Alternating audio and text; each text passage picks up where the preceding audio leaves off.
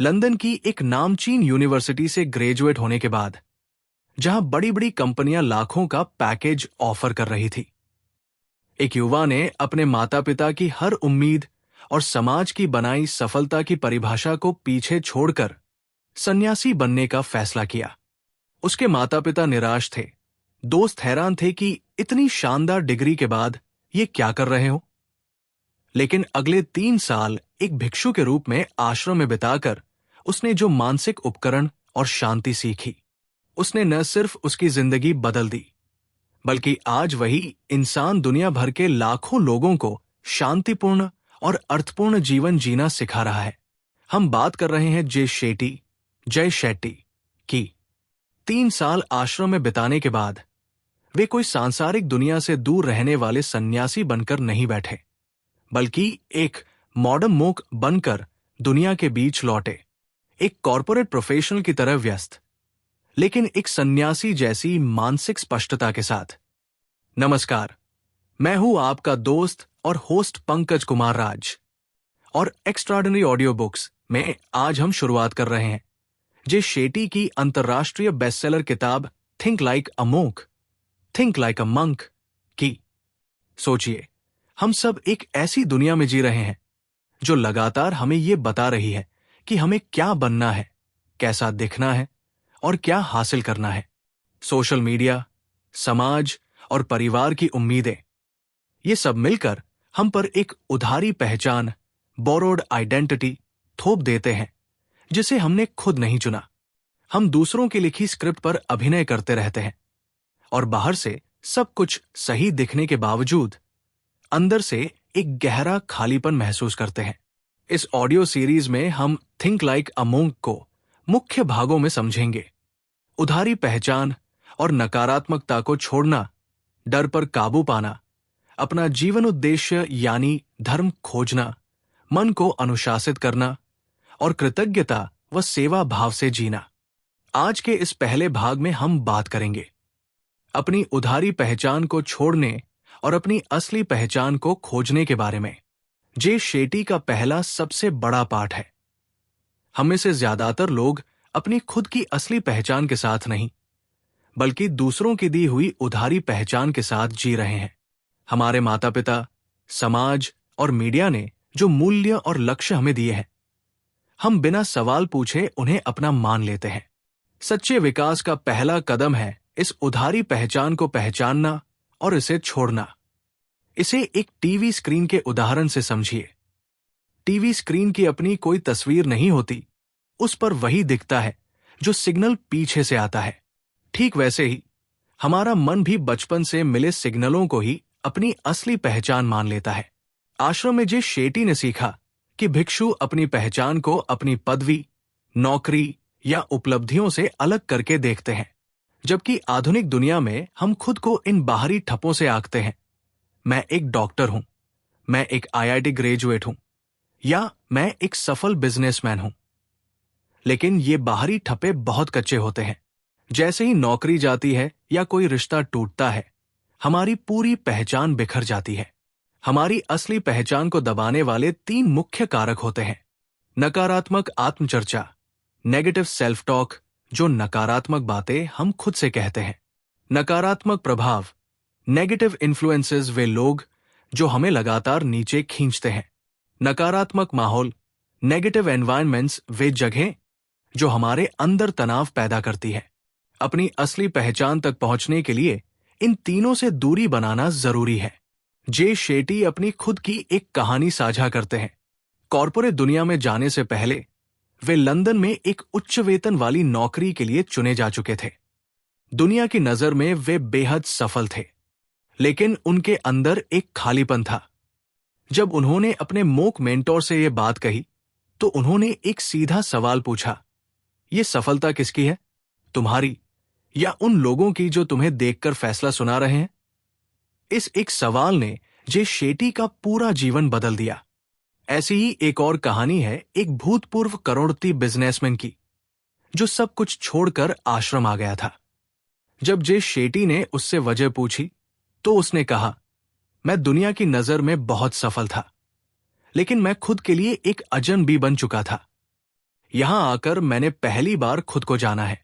मैं पंकज कुमार राज आपसे कहना चाहता हूं कि जब तक आप दुनिया की उम्मीदों का बोझ अपने कंधों पर ढोते रहेंगे, तब तक आप अपनी खुद की जिंदगी का आनंद कभी नहीं ले पाएंगे।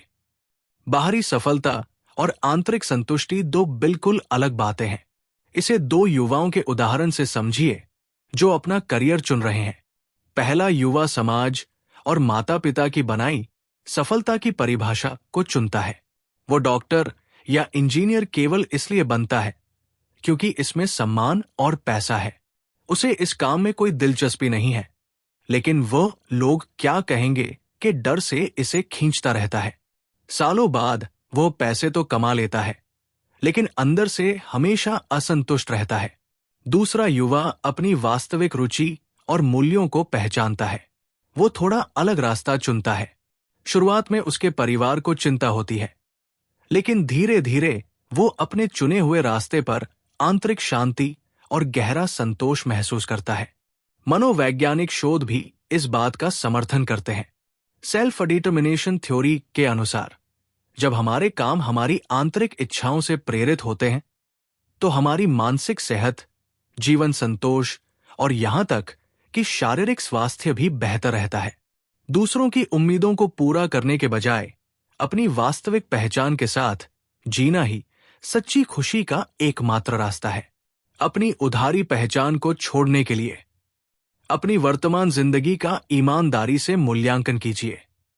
खुद से पूछिए, क्या मैं ये काम इसलिए कर रहा हूं क्योंकि ये मेरी अपनी पसंद है, या इसलिए क्योंकि समाज मुझसे इसकी उम्मीद करता है?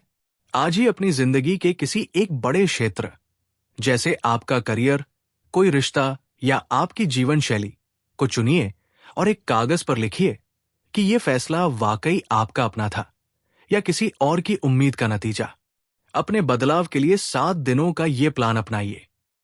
पहले 2 दिनों में अपनी नकारात्मक सोच, नकारात्मक लोगों और तनाव देने वाले माहौल को पहचानिए।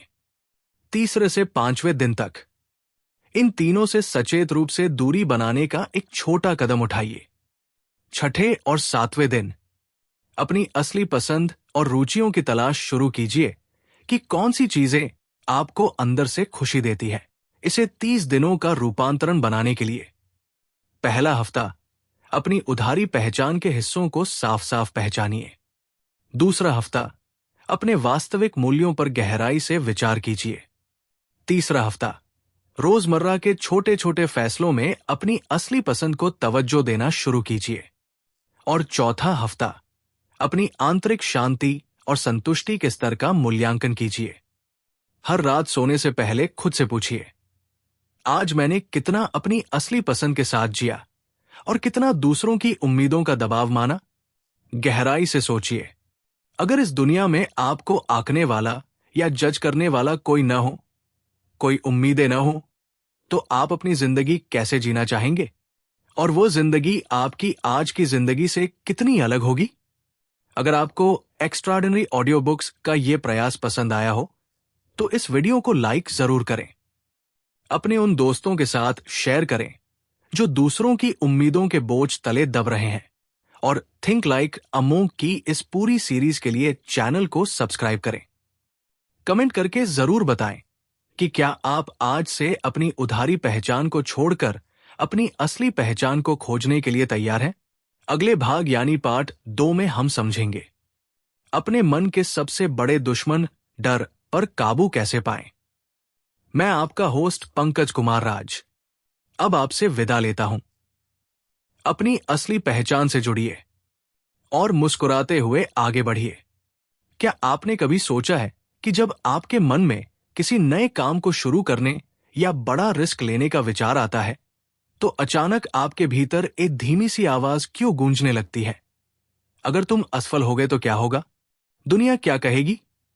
यह आवाज कुछ और नहीं बल्कि डर का वो अदृश्य पिंजरा है जिसमें हम सब अनजाने में कैद रहते हैं। नमस्कार, मैं हूं आपका दोस्त और होस्ट पंकज कुमार राज, और एक्स्ट्राऑर्डिनरी ऑडियो बुक्स में आज हम समझ रहे हैं जे शेट्टी की किताब थिंक लाइक ओंक का दूसरा अध्याय, अपने डर पर काबू पाना और अंदर के संदेहों का सामना करना। जे शेट्टी सिखाते हैं कि डर हमारी जिंदगी की राह में सबसे बड़ा रोड़ा है। सिर्फ बाहरी चुनौतियों का डर ही नहीं, बल्कि खुद को अधूरा मानने, असफल होने और दूसरों के जजमेंट का डर।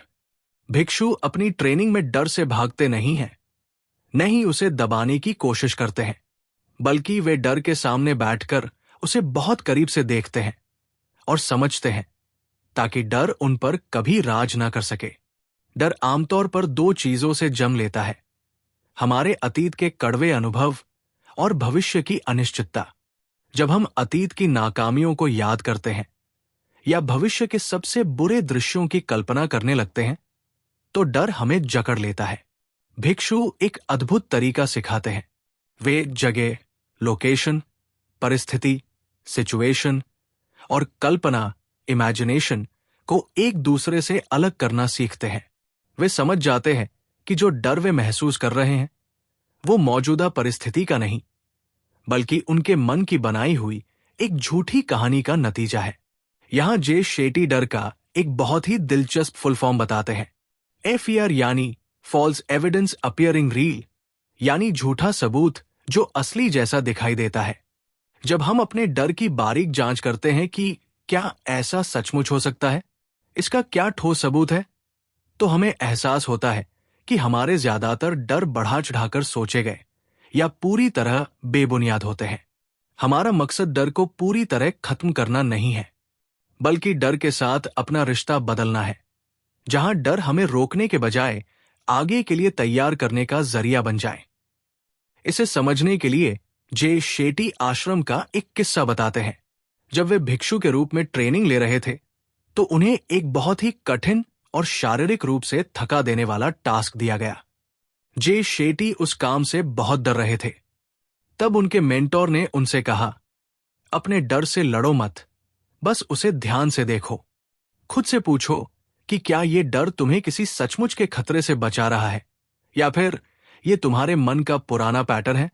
जब जे शेट्टी ने अपने अंदर झांका, तो उन्हें एहसास हुआ कि वे किसी शारीरिक चोट से नहीं डर रहे थे, बल्कि वे इस बात से डर रहे थे कि अगर वे असफल हो गए तो उन्हें सबके सामने शर्मिंदा होना पड़ेगा।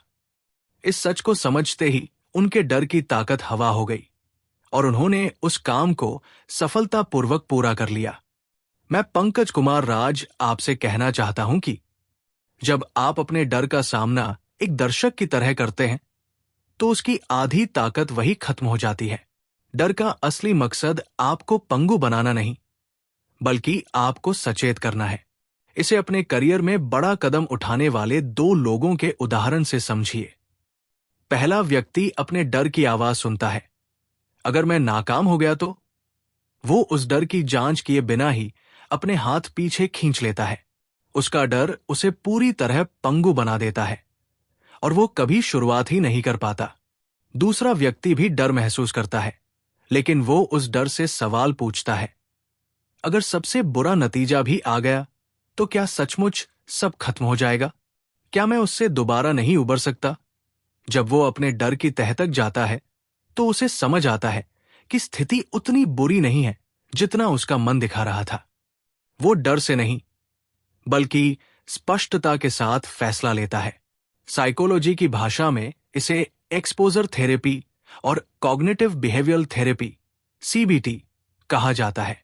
मनोविज्ञान शोध बताते हैं कि डर से भागना उसे और ज्यादा मजबूत बनाता है, जबकि डर को करीब से देखना और उनसे सवाल पूछना उसकी ताकत को खत्म कर देता है। रिसर्च से यह भी साबित हुआ है कि जिन चीजों से हम दिन रात डरते हैं, उनमें से 90% चीजें जीवन में कभी सच होती ही नहीं। अपने डर पर काबू पाने के लिए जब भी आप किसी बात से डर महसूस करें, थोड़ा रुकिए और पूछिए, क्या यह कोई वास्तविक खतरा है या मेरे मन की बनाई हुई काल्पनिक कहानी? अगर सबसे बुरा भी हो गया तो क्या मैं उसे संभाल नहीं पाऊंगा?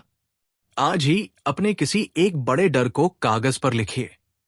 एक तरफ लिखिए कि उस डर के पक्ष में क्या सबूत है और दूसरी तरफ लिखिए कि उसके खिलाफ क्या सबूत है। आप पाएंगे कि डर के खिलाफ सबूत हमेशा भारी पड़ेंगे। अपने डर को दूर करने के लिए 7 दिनों का ये एक्शन प्लान अपनाइए। दिन 1 से 2, अपने मुख्य डरों की एक सूची बनाइए। दिन 3 से 5 हर डर की जांच कीजिए कि क्या वो असली खतरा है या सिर्फ आपकी कल्पना। दिन 6 से 7 अपने किसी छोटे से डर का सामना करने के लिए एक सीधा कदम उठाइए। इसे 30 दिनों का रूपांतरण बनाने के लिए पहला हफ्ता अपने डर के पैटर्न पर नजर रखिए। दूसरा हफ्ता रोज अपने डर से सवाल पूछने का अभ्यास कीजिए। तीसरा हफ्ता अपने किसी बड़े डर का सचेत रूप से सामना कीजिए। चौथा हफ्ता अपने बढ़े हुए आत्मविश्वास और बदलाव को महसूस कीजिए। रोज रात को सोने से पहले खुद से पूछिए, आज मैंने अपने डर से भागने की कोशिश की या उसका सामना करके उसे समझा। गहराई से सोचिए, आपकी जिंदगी का ऐसा कौन सा बड़ा फैसला या सपना है जिसे आप सिर्फ और सिर्फ डर की वजह से टाल रहे हैं। डर केवल एक विचार है, कोई सच्चाई नहीं। जैसे ही आप उसके पार देखते हैं, आपकी असली क्षमता आपका इंतजार कर रही होती है। अगर आपको यह वीडियो पसंद आया हो तो इसे लाइक करें, शेयर करें और एक्स्ट्राऑर्डिनरी ऑडियो बुक्स को सब्सक्राइब जरूर करें। अगले भाग यानी पार्ट 3 में हम बात करेंगे जीवन का असली उद्देश्य और अपना धर्म, पर्पस बटा धर्मा कैसे खोजें। मैं आपका होस्ट पंकज कुमार राज अब आपसे विदा लेता हूं। अपने डरों का सामना कीजिए और मुस्कुराते हुए आगे बढ़िए। क्या आप भी हर सुबह सिर्फ अलार्म की घंटी से जागते हैं या फिर कोई ऐसा काम आपका इंतजार कर रहा होता है जो आपके अंदर एक अलग ही ऊर्जा भर देता है? ज्यादातर लोग अपनी पूरी जिंदगी सिर्फ पैसे और ओहदे की दौड़ में बिता देते हैं। लेकिन क्या कभी आपने सोचा है कि आपका असली जन्म उद्देश्य यानी धर्म क्या है? नमस्कार, मैं हूं आपका दोस्त और होस्ट पंकज कुमार राज और एक्स्ट्राऑर्डिनरी ऑडियो बुक्स में आज हम समझ रहे हैं जे शेट्टी की किताब थिंक लाइक अमोक का तीसरा अध्याय, अपना असली काम और जीवन उद्देश्य यानी धर्म खोजना। जे शेट्टी एक प्राचीन वैदिक विचार धर्म, धर्मा को बहुत ही सरल तरीके से समझाते हैं। धर्म मुख्य रूप से दो चीजों के मिलन से बनता है, वर्णा। वर्णा आपकी स्वाभाविक प्रतिभा, योग्यता और वे काम जो आपको अंदर से उत्साहित करते हैं। सेवा, सेवा वो तरीका जिससे आपकी प्रतिभा दुनिया के काम आ सके और दूसरों की मदद कर सके। जब आपकी अपनी प्रतिभा और दुनिया की जरूरत एक बिंदु पर आकर मिलते हैं तो वही आपका धर्म बनता है।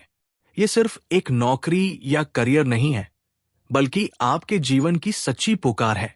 अक्सर लोग करियर का चुनाव करते समय खुद से ये नहीं पूछते कि क्या मैं स्वाभाविक रूप से इस काम में अच्छा हूं या क्या इस काम से दुनिया को कोई वास्तविक फायदा हो रहा है। अपने धर्म को खोजने के लिए भिक्षु दो बहुत ही सरल लेकिन गहरे सवाल पूछते हैं। अगर मुझे पैसे की बिल्कुल भी चिंता न हो तो मैं रोज क्या करना पसंद करूंगा? दुनिया की ऐसी कौन सी बड़ी समस्या या जरूरत है जिसे मैं अपनी काबिलियत से हल कर सकता हूं? जे शेट्टी आश्रम की अपनी यात्रा का उदाहरण देते हैं। आश्रम में रहते हुए उन्हें महसूस हुआ कि उनकी सबसे बड़ी स्वाभाविक काबिलियत कहानियां सुनाना और ज्ञान साझा करना थी। उन्हें दूसरों के जीवन में बदलाव लाते देखकर गहरा संतोष मिलता था। जब उन्होंने आश्रम छोड़ा तो उन्होंने इसी धर्म को आधुनिक दुनिया में अपनाया, पॉडकास्ट, किताबों और मीडिया के जरिए। आज वही उनका करियर और जीवन का सबसे बड़ा मकसद है। मैं पंकज कुमार राज आपसे कहना चाहता हूं कि धर्म कोई ऐसी चीज नहीं है जो एक ही रात में मिल जाए। ये खुद को जानने, नए प्रयोग करने और धैर्य रखने की एक निरंतर यात्रा है। इसे दो तरह के नौकरी पेशा लोगों के उदाहरण से समझिए। पहला व्यक्ति सिर्फ सैलरी पैकेज देखकर नौकरी चुनता है। काम में उसकी कोई स्वाभाविक रुचि नहीं होती, इसलिए वो रोज थका हुआ और नीरस महसूस करता है।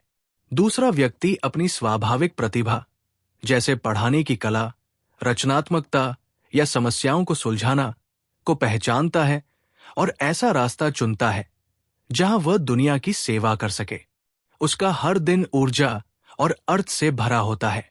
मनोविज्ञान में इसे फ्लो स्टेट और आंतरिक प्रेरणा इंट्रिंसिक मोटिवेशन कहा जाता है।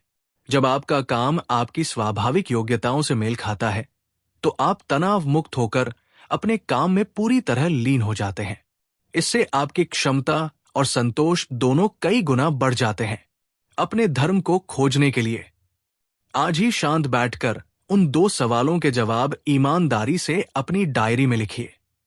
अपनी राह बनाने के लिए 7 दिनों का ये एक्शन प्लान अपनाइए। दिन 1 से 2 अपनी स्वाभाविक योग्यताओं और ताकतों की सूची बनाएं। दिन 3 से 5 सोचिए कि ये योग्यताएं दूसरों की मदद या सेवा में कैसे काम आ सकती हैं। दिन 6 से 7 अपने मौजूदा काम का इस धर्म फ्रेमवर्क से मूल्यांकन कीजिए। इसे 30 दिनों का रूपांतरण बनाने के लिए पहला हफ्ता आत्ममंथन और डायरी लिखकर अपने धर्म की तलाश शुरू करें। दूसरा हफ्ता अपनी प्रतिभा को नए नए कामों में आजमाकर छोटे छोटे प्रयोग करें। तीसरा हफ्ता अपने भरोसेमंद लोगों से फीडबैक लें कि आपकी सबसे बड़ी ताकत क्या है। चौथा हफ्ता अपने जीवन के लक्ष्य और दिशा पर विचार करें। रोज रात को सोने से पहले खुद से पूछें, क्या मैं आज अपने धर्म और असली काम की दिशा में एक कदम आगे बढ़ा? गहराई से सोचें, आपकी ऐसी कौन सी स्वाभाविक योग्यता है जिसे आप अभी पूरी तरह इस्तेमाल नहीं कर पा रहे हैं, और वो दुनिया के किस काम आ सकती है? जब आप अपनी प्रतिभा से दूसरों की सेवा करने लगते हैं तो काम बोझ नहीं, उत्सव बन जाता है। अगर आपको यह वीडियो पसंद आया हो तो इसे लाइक करें, शेयर करें और एक्स्ट्राऑर्डिनरी ऑडियो बुक्स को सब्सक्राइब जरूर करें। अगले भाग यानी पार्ट 4 में हम बात करेंगे अनुशासन और दिनचर्या की ताकत पर। चैप्टर 4 डिसिप्लिन और रूटीन। मैं आपका होस्ट पंकज कुमार राज अब आपसे विदा लेता हूं। अपने धर्म को पहचानिए और मुस्कुराते हुए आगे बढ़िए। क्या आप भी सुबह सोकर उठते ही सबसे पहले अपना फोन उठाते हैं? ईमेल्स, मैसेजेस और नोटिफिकेशन के जाल में उलझते ही आपका दिन शुरू होने से पहले ही तनाव और हड़बड़ी से भर जाता है। भिक्षु मानते हैं कि आपकी सुबह का पहला घंटा ही ये तय करता है कि आपका पूरा दिन मानसिक शांति में बीतेगा या अफरातफरी में।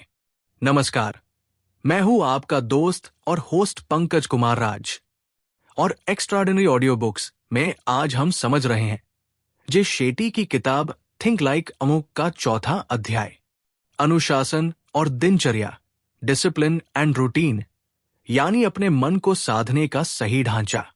जे शेट्टी सिखाते हैं कि भिक्षुओं की मानसिक स्पष्टता और अटूट शांति केवल सुंदर विचारों से नहीं, बल्कि एक बेहद अनुशासित दिनचर्या से आती है।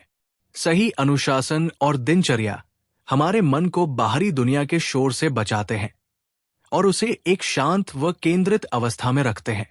आश्रम जीवन में हर गतिविधि का एक तय समय और मकसद होता था। सुबह का ध्यान, अध्ययन, शारीरिक श्रम और सेवा, ये दिनचर्या मन को अनुशासित करने के लिए ही बनाई गई थी। आज की आधुनिक दुनिया में हमारी जिंदगी बहुत रिएक्टिव हो चुकी है। हम सुबह उठते ही फोन चेक करते हैं और दूसरों की मांगों और मैसेजेस पर अपनी प्रतिक्रिया देने लगते हैं। जब सुबह की शुरुआत ही हड़बड़ी से होती है तो पूरा दिन उसी बिखरी हुई और तनावपूर्ण ऊर्जा में बीतता है। इसे मॉर्निंग रूटीन की ताकत कहा जाता है। अगर आप अपने दिन का पहला घंटा ध्यान, अच्छी किताबों या शांत विचार के साथ शुरू करते हैं तो आपका मन पूरे दिन किसी भी चुनौती का सामना बहुत शांति से कर पाता है। जे शेट्टी अपने आश्रम का अनुभव बताते हैं। वहां सुबह 4 बजे उठना पड़ता था। फिर ध्यान, पढ़ाई, शारीरिक काम और सेवा सब एक तय शेड्यूल के मुताबिक होता था। शुरुआत में जे शेट्टी को यह बहुत सख्त और मुश्किल लगा, लेकिन धीरे धीरे उन्होंने महसूस किया कि इस निश्चित ढांचे ने उनके मन का बोझ बहुत कम कर दिया था। जब दिनचर्या तय होती है तो मन को बार बार ये फैसला नहीं करना पड़ता कि अब क्या करना है, जिससे दिमागी थकावट, कॉग्निटिव लोड खत्म हो जाती है। जब वे आश्रम छोड़कर कॉर्पोरेट दुनिया में लौटे तो उन्होंने सुबह 4 बजे उठने की जिद तो छोड़ दी, लेकिन एक सचेत मॉर्निंग रूटीन जरूर अपनाया। जिसमें 15 से 20 मिनट का ध्यान, पढ़ना और दिन की योजना बनाना शामिल था। इसने उन्हें काम के भारी दबाव के बीच भी शांत रखा। मैं पंकज कुमार राज आपसे कहना चाहता हूं कि अनुशासन आपको बांधता नहीं है, बल्कि आपको मन की असली आजादी देता है। जब आपकी सुबह आपके नियंत्रण में होती है, तो आपका पूरा दिन आपके वश में आ जाता है। इसे दो पेशेवरों की सुबह से समझिए। पहला व्यक्ति उठते ही फोन हाथ में लेता है, ईमेल्स देखकर घबरा जाता है और बिना किसी योजना के हड़बड़ी में दिन शुरू करता है। नतीजा ये होता है कि वो दिन भर थका हुआ और भटका हुआ महसूस करता है। दूसरा व्यक्ति उठकर पहले 10 से 15 मिनट ध्यान या शांति से बैठता है, अपने दिन की प्राथमिकताएं तय करता है। जब वो काम शुरू करता है, तो बड़ी से बड़ी मुश्किल आने पर भी उसका मन स्थिर रहता है। साइकोलॉजी की भाषा में इसे डिसीजन फटीग और हैबिट फॉर्मेशन कहा जाता है। जब आप अपनी रोजमर्रा की बुनियादी आदतों को दिनचर्या में ढाल देते हैं, तो दिमाग की फैसला लेने की ऊर्जा बच जाती है, जिसे आप जरूरी काम में लगा सकते हैं। न्यूरोसाइंस भी मानता है कि एक सही मॉर्निंग रूटीन हमारे शरीर के कॉर्टिसोल लेवल को संतुलित रखता है। अपने दिन को शांत बनाने के लिए फोन छूने से पहले 15 से 20 मिनट का एक सचेत मॉर्निंग रूटीन बनाइए। कल सुबह उठते ही सबसे पहले फोन चेक करने के बजाय 10 मिनट शांति से बैठिए, ध्यान कीजिए या अपनी डायरी लिखिए। 7 दिनों का एक्शन प्लान। दिन 1 से 2, ध्यान दें कि आपकी सुबह कितनी हड़बड़ी या रिएक्टिव मोड में बीतती है। दिन 3 से 5, सुबह के समय केवल 10 मिनट का एक शांत अभ्यास जोड़ें। दिन 6 से 7, महसूस करें कि क्या इससे आपके पूरे दिन के तनाव में कोई कमी आई है। 30 दिनों का ट्रांसफॉर्मेशन प्लान। पहला हफ्ता, अपने सचेत मॉर्निंग रूटीन को पक्का करें। दूसरा हफ्ता, चाहे जो हो जाए, इस रूटीन को टूटने न दें। तीसरा हफ्ता, शाम के समय दिन भर का लेखा जोखा, इवनिंग रिफ्लेक्शन भी जोड़ें। चौथा हफ्ता, अपनी मानसिक स्पष्टता और सुकून में आए बदलाव को महसूस करें। रोज रात को खुद से पूछें, आज मैंने अपने दिन की शुरुआत सचेत तरीके से की या हड़बड़ी में फोन देखकर? गहराई से सोचें, आपकी मौजूदा सुबह की दिनचर्या कैसी है? क्या यह आपको शांति और एकाग्रता देती है या तनाव और घबराहट? अनुशासन कोई सजा नहीं, बल्कि खुद को दिया गया सबसे बड़ा उपहार है। अगर आपको यह वीडियो पसंद आया हो तो इसे लाइक करें, शेयर करें और एक्स्ट्राऑर्डिनरी ऑडियो बुक्स को सब्सक्राइब जरूर करें। अगले भाग यानी पार्ट 5 में हम बात करेंगे मन की चंचलता को रोकने और ध्यान लगाने के तरीकों पर। चैप्टर 5, माइंड और मेडिटेशन। मैं आपका होस्ट पंकज कुमार राज अब आपसे विदा लेता हूं। अपनी दिनचर्या को साधिए और मुस्कुराते हुए आगे बढ़िए। क्या आपने कभी ध्यान दिया है कि जब आप शांत बैठना चाहते हैं, तो आपका मन अचानक पुरानी कड़वी यादों, भविष्य की चिंताओं और अनगिनत बेमतलब विचारों से भर जाता है? यदि आपका मन आपके वश में नहीं है, तो वो आपका सबसे बड़ा दुश्मन बन जाता है। लेकिन वही मन अगर प्रशिक्षित हो जाए, तो आपकी सबसे बड़ी ताकत बन जाता है। नमस्कार, मैं हूं आपका दोस्त और होस्ट पंकज कुमार राज, और एक्स्ट्राऑर्डिनरी ऑडियो बुक्स में आज हम समझ रहे हैं जे शेट्टी की किताब थिंक लाइक अ मोंक का 5वां अध्याय, मन और ध्यान, माइंड एंड मेडिटेशन, यानी अपने विचारों का स्वामी बनना। जे शेट्टी यहां 2 तरह के मन के बीच का अंतर समझाते हैं। मन की माइंड ये बंदर की तरह एक विचार से दूसरे विचार पर छलांग लगाता रहता है। ये हमेशा अतीत के पछतावे या भविष्य की घबराहट में उलझा रहता है और कभी वर्तमान पल में टिक नहीं पाता। मंक माइंड ये अभ्यासी मन होता है, जो विचारों को बिना किसी निर्णय, जजमेंट के दूर से बहते हुए देखता है और वर्तमान में शांत रहता है। जे शेट्टी ध्यान यानी मेडिटेशन को मेंटल जिम कहते हैं। जैसे शारीरिक कसरत से मांसपेशियां मजबूत होती है, ठीक वैसे ही ध्यान के अभ्यास से हमारा ध्यान केंद्रित करने की क्षमता, आत्मनियंत्रण और मानसिक शांति बढ़ती है। भिक्षु ध्यान लगाने के लिए एक बहुत सरल तकनीक अपनाते हैं। अपनी सांसों पर ध्यान केंद्रित करना, ब्रेथ अवेयरनेस। जब भी मन भटके, बिना किसी गुस्से के बहुत सहजता से ध्यान को वापस अपनी सांस पर ले आइए। इसके साथ ही जे शेटी सोशल मीडिया पर दूसरों से लगातार तुलना करने की आदत को मन की शांति का सबसे बड़ा दुश्मन मानते हैं। जब हम दूसरों की सजाई हुई जिंदगी, हाईलाइट रील की तुलना अपने पर्दे के पीछे के संघर्षों, बिहाइंड द सीन्स से करते हैं, तो हमारा मन बेचैन और असंतुष्ट हो जाता है। भिक्षु अपने मन को इस तुलना के जाल से पूरी तरह आजाद रखते हैं। जे शेटी आश्रम का अपना एक अनुभव साझा करते हैं। शुरुआत में उनका मन इतना चंचल था कि वे 5 मिनट भी शांत नहीं बैठ पाते थे। वे चिढ़ जाते थे कि इतने विचार क्यों आ रहे हैं। तब उनके मेंटोर ने उनसे कहा, यह बिल्कुल सामान्य है। तुम्हारा मन सालों से बेकाबू रहा है। इसे अनुशासित होने में समय लगेगा।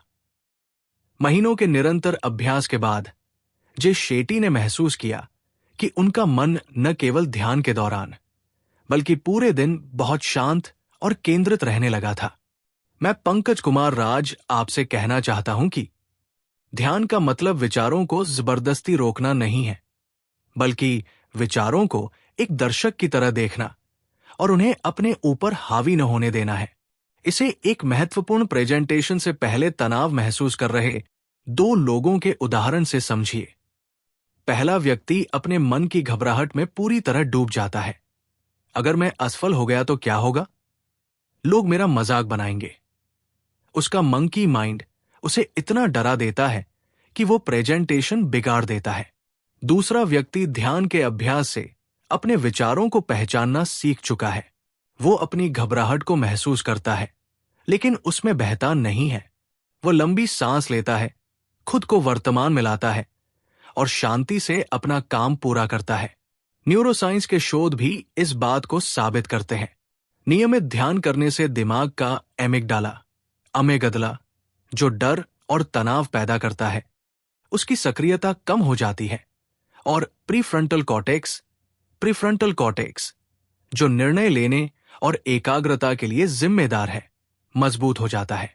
ध्यान कोई आध्यात्मिक चमत्कार नहीं, बल्कि दिमाग का वैज्ञानिक व्यायाम है।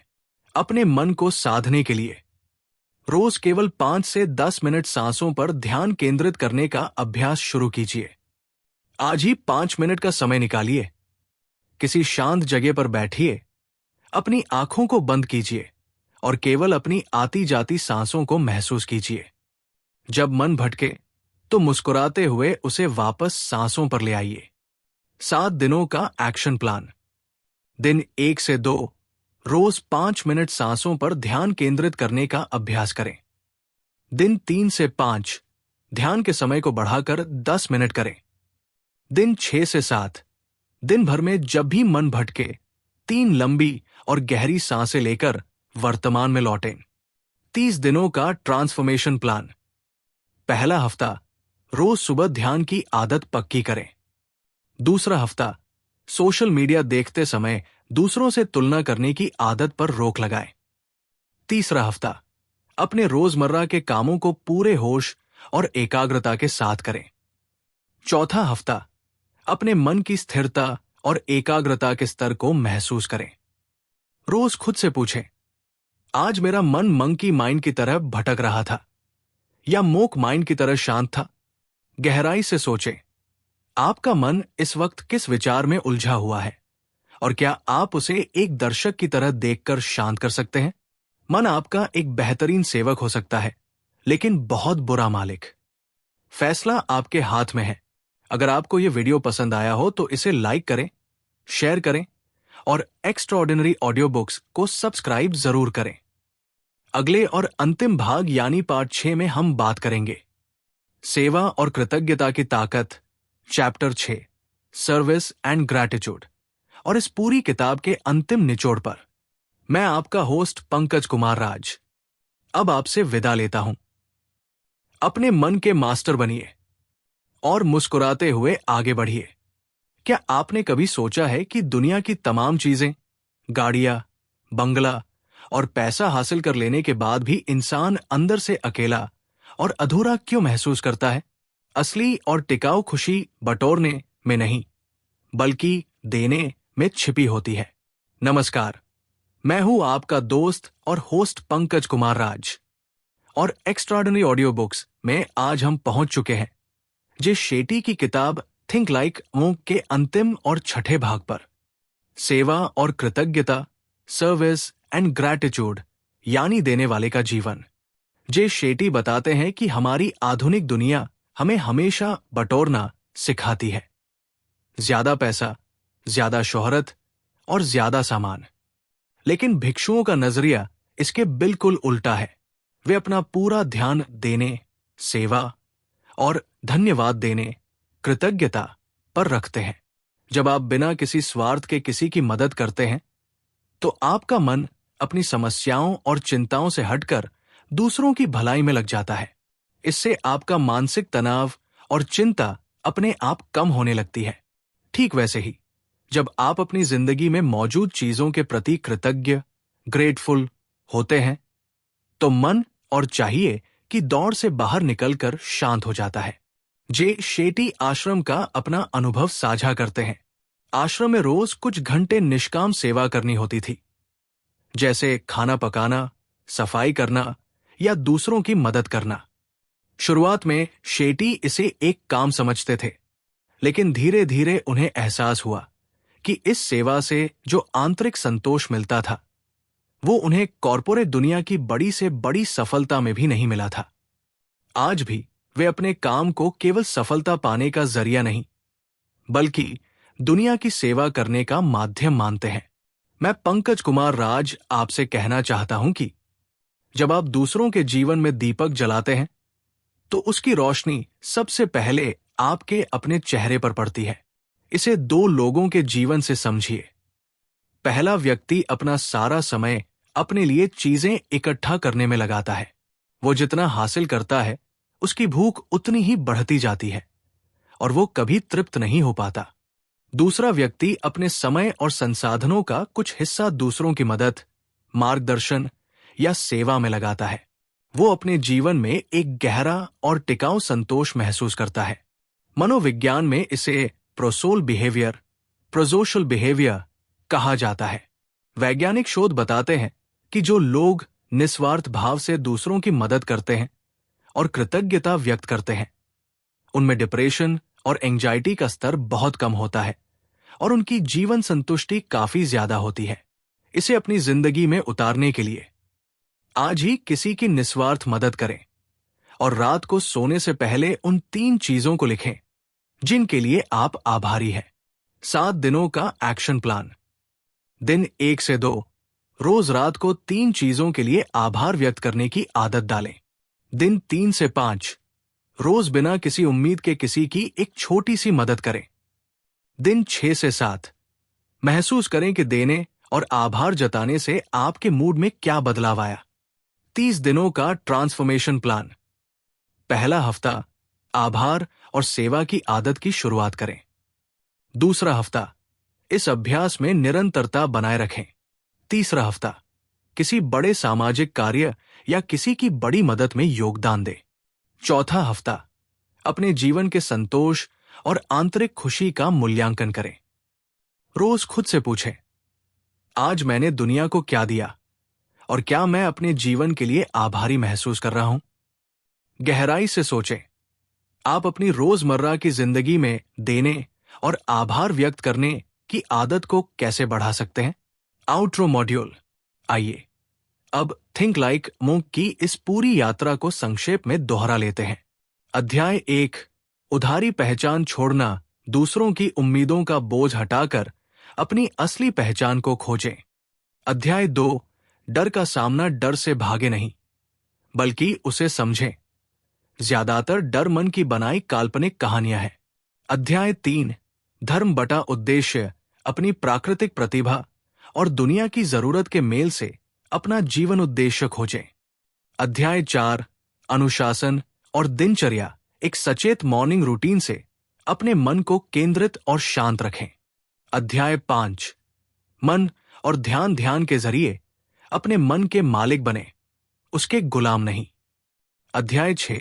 सेवा और कृतज्ञता असली खुशी चीजें बटोरने में नहीं, बल्कि देने और आभार व्यक्त करने में है। इस पूरी किताब का सबसे बड़ा निचोड़ केवल एक वाक्य में है। आपको सन्यासी बनने की जरूरत नहीं है, बस अपनी रोजमर्रा की जिंदगी में एक भिक्षु की तरह सोचना और जीना सीखना है। जे शेट्टी का जीवन इस बात का सबूत है कि ये प्राचीन ज्ञान आज की भागदौड़ भरी आधुनिक जिंदगी में भी उतना ही कारगर और व्यावहारिक है।